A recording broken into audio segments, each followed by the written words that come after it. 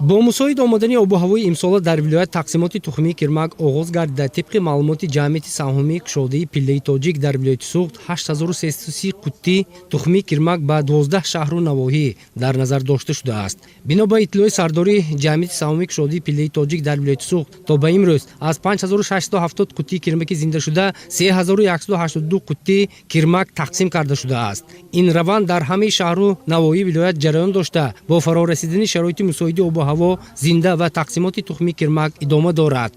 امروز در ناحیه جبر رسولف 1000 قوطی تخمی کرمک در اختیار داشته بیشتری آن به کرمک پروران دسترس کرده شده است. برای ساکنان جماعت دیهاتی دهمای ناحیه باشد 145 قوطی کرمک تقسیم کرده می شود. در عین زمان زیاده از 100 قوطی به کرمک پروران همین جماعت داده شد. اینوبت جان محمدова 25 سال است که کرمک پرورش نموده سال به اندازه 100-120 کیلوگرم پله خوشصفت استحصال می نماید. امسال نیز یکی از اولین ها شده با تشبث خود یک قوطی کرمک گرفته است. حالا در منزلش برای پرورش کرمک شرایط مساعد فراهم آورده است. عزم دارد که امسال نیز این اشیاء خام صنعتی را با صفت بلند استحصال می نماید و سهم خویش را در پیشرفت ساحه می گذارد. 40 گرم، 50 گرم. هر سال 40 گرم 50 گرم تخمی کرمک گرفته در شرایط خوب نگاهبین می نمایم. وابسته به شرایط از 100 تا 120-130 کیلوگرم پله به نقطه های قبول می سپارم. سال تا سال مبلغ گذاری بهتر می شود. این تدبیر ما را بیشتر هوسمند می سازد. فایدهش برای عائله خیلی کلان است. هیزم ذخیره می نماییم، مبلغ خوب به دست می آوریم. برای پیشبرد اقتصادی عائله منفعت کلان دارد. از خردی به این عمل مشغول می باشم. به فرزندانم نیز پرورش کرمک را می آموزانم. عائله ساکنی دیگری همین جماعت فرقت عثمانوف نیز در نگاهبینی کرمک تجربه کلان داشته برای به دست آوردن حاصل فراوان تلاش می‌ورزند. این خانواده همه ساله برای نشان دهنده دلخواه به دست آوردن همین نیروی عائله را استفاده می‌برند و در پرورش کرمک تجربه بای دارند. ماس همین ملکه بسیار ساله امکانیت فراهم می‌آورد که کرمک به تلف رسیده پله پیچ گردیده به ابریشم مبادل شود. ما هر سال کرمک میگیریم. خودم بایم ناس که من خیزمش میشه یکمش پله میسپریم پول میشه خودم برای خودم با یاردن. هر سال چقدر پله میسپری؟ 100 کیلو زیاد میسپریم. همه سال. همه سال.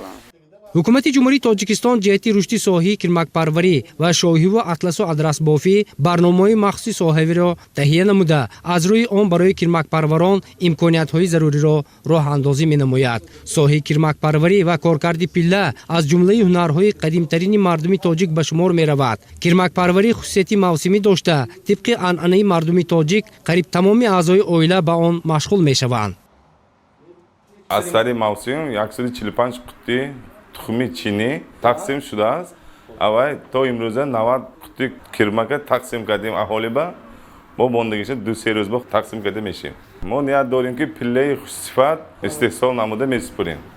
استحصال پله زحمت گران، توجه دائمی، خراجات و قوه کاری زیاد را تقاضا می نماید. طبیعت کرمک بسیار نازک بوده از روز نخستین پیدایش حرارت ویژه پرورش را برای خود طلب می نماید. از این رو متخصصان ساحه در 2 روز یک مرتبه با کرمک پروران ملاقات نموده بابت پرورش آن مصلحت ضروری می دهند. ناحیه ما با 1000 قوطی ما کرمک گرفتگی 5 جماعت با تقسیم کرده دادگی. امسال به تخم خطای دخل نمود گرفتگی 2849 781 آوردگی همه خواجگی ها علاوه کرده تقسیم کرده دادست. اگرنامی هر 2 روز به رفته خواجگی ها همشه خانش به دیده مصلحت میده. طور اطلاع داده شد به هر 1 کیلوگرم پله به نقطه قبول آورده شده به کرمک پروران به اندازه 20 سوم مبلغ پرداخت کرده می شود. این برای هوسمندی آنها مساعدت نموده محصولات دلخواه سری وقت به دست می آید. زیرا استحصال پله برای با اشیاء خام تامین نمودن کارخانه های صنعتی مملکت با شغل فرا گرفتن اهالی و بلند برداشتن اقتدار استحصالی کارخانه وطنی اهمیت کلان دارد.